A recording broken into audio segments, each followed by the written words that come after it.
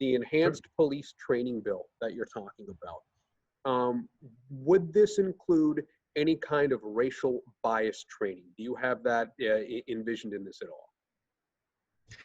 I think there's certainly going to be issues that I would hope are more addressed on a community by community basis. We've seen that incorporated into police training currently. It seems that most of the issues that we've been seeing in terms of police overreach or abuse over the past several months in particular have been much more of an issue of a lack of de-escalation training, of some protocols that were probably outdated, and frankly of the need for greater community policing so that the bonds between law enforcement and the communities they're serving can be as tight as possible, and that trust that has been fractured or even non-existent in some communities can start to work to rebuild.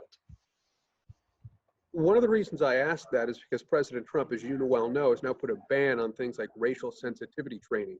And I want to know if you think that that has a place in this bill that you're crafting. And it doesn't sound like you answered that directly. Do you think that has a place in this bill? So I want to clarify, to my knowledge, the ban is more around the teaching of critical race theory and some of these more, I'm not really sure how to describe them, but where the underlying components are pretty problematic. The notion of anti-racism and that the silence is violence movement. That is probably a much more long-form discussion on the pros and cons, rather than just acknowledging the need to be appreciative of what existing biases someone may come into an encounter with. Right, and I think that's a very distinct difference from the Ibram Kendi type of philosophy that's being put out that seems quite divorced from a lot of reality today. Do you believe in, and this isn't necessarily part of your bill, but it's something you may well have to talk about if you are elected to Congress, but the idea of qualified immunity for police officers. Do you believe that needs to end or stay? So a police officer I was speaking to down in Battle Creek said, well, we can reevaluate qualified immunity for law enforcement when we look at legislative immunity for folks who are serving in office and making decisions. I think we've seen individual cases where that has certainly been abused, and ones where the judicial understanding has been stretched beyond all reasonable comprehension. Because in some cases, if it's so firmly understood, it's, well, if there isn't a direct corollary on statute in that locality, then there is probably too broad of latitude that's given. But it's also important to remember that that is only applicable in a civil context. Criminal penalties still apply. And so the idea that it's purely a get out of jail free card is not accurate in the least. I think the greater issue is around internal accountability and frankly also making sure that law enforcement officers who have maybe abused the trust placed in them in another jurisdiction aren't just able to move from department to department, but that there is more accountability around individuals who abuse that trust in the first place. Okay. COVID reopening plan, it talked in broad brushstrokes about bridging the gap, bringing people together. That is a great idyllic philosophy to have. Washington isn't quite working that way. I wish you luck if you go to Washington to get that done. But in a more general term, what does reopening look like to Peter Meijer? Is it more the Michigan model of Governor Gretchen Whitmer, which has been more restrictive, or is the Florida model of a Governor Ron DeSantis, which is basically let's open her back up, or even right next door in Indiana, which is basically getting rid of all population limitations in large part? So I will say, of all of the components of the legislative plan that we unveiled, obviously COVID reopening is going to be the most nebulous because the issues around PFAS and PFOA water contamination, around watershed protection, those are issues that, while arguably evolving, there is existing legislation, and that will still likely be as relevant today as it will be in January when the 117th Congress is seated. COVID is such a fast-moving issue that we will doubtless still be dealing with some effects, but what the world will look like in January, whether or not we have started widespread implementation of a vaccine, if we will have additional research or understanding that can help inform what our response should be, is one of the reasons why we left that a little bit more vague. I will say one thing, you're talking about that idyllic world, I'd rather whatever the next stimulus or COVID plan bill, and I believe Speaker Pelosi and Secretary Mnuchin are talking as we speak about what that may be.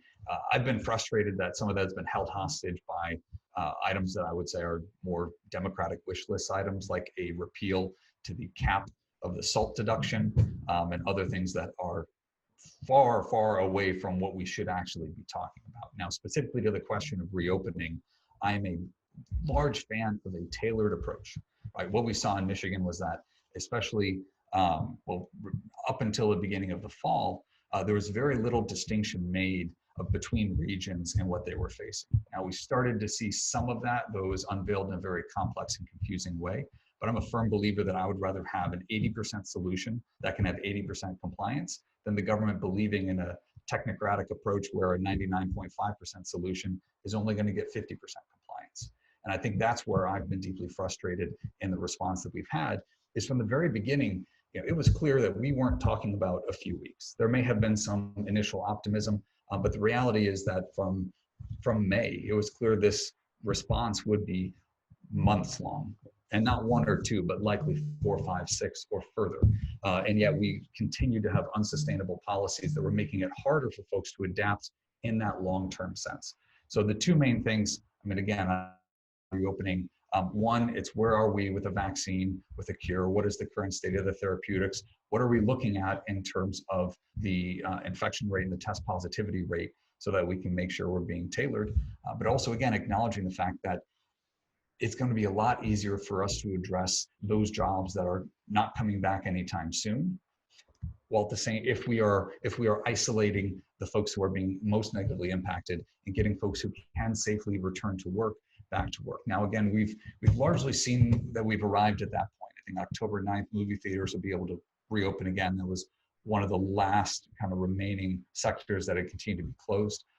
So in some degree, the reopening question is more evaluating what was effective in the past.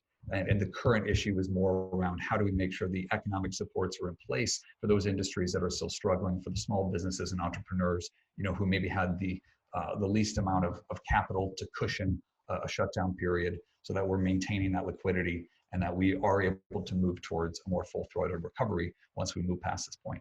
Okay, one of the things in the COVID reopening you say is that these employees, these businesses should be able to reopen without penalty.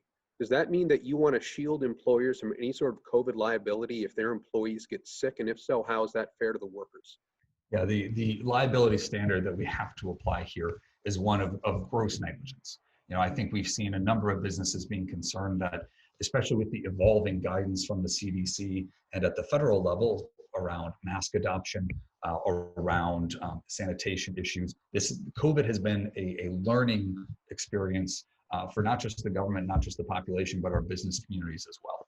And those who are operating off of good faith understanding of what those rules are, we need to be appreciative of that fact. Companies that were exhibiting gross negligence, that were in gross violation of those protocols, there's an appropriate liability standard for them to be held to. But those who are trying to do the best under a convoluted set of rules and an evolving understanding need to be given the proper support. Going through all of these, I can see the importance of all of these issues that you decided to focus on. I'm interested in possibly what didn't make the final cut.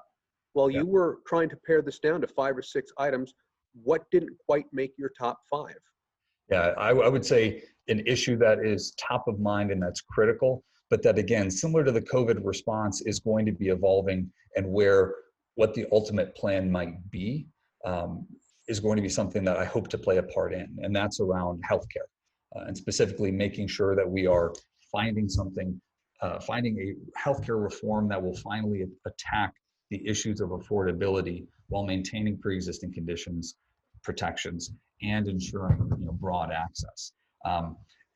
Any healthcare plan that can be summarized in 2 or 3 lines is going to be found extremely wanting.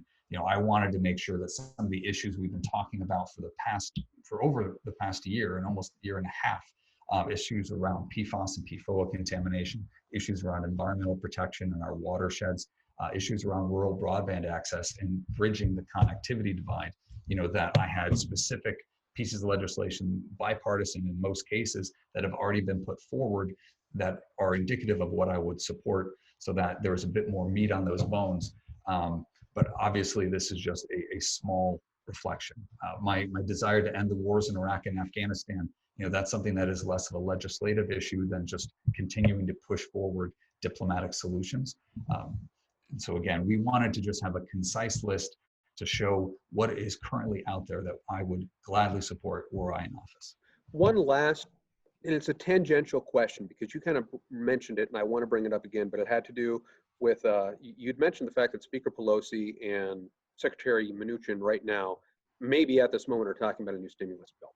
If you were elected to Congress and you go there, would you say, Secretary Mnuchin, why in the world are you talking to the Speaker of the House about this when it should be congressional Republicans? Is this not just completely a breach of the separation of powers in your mind?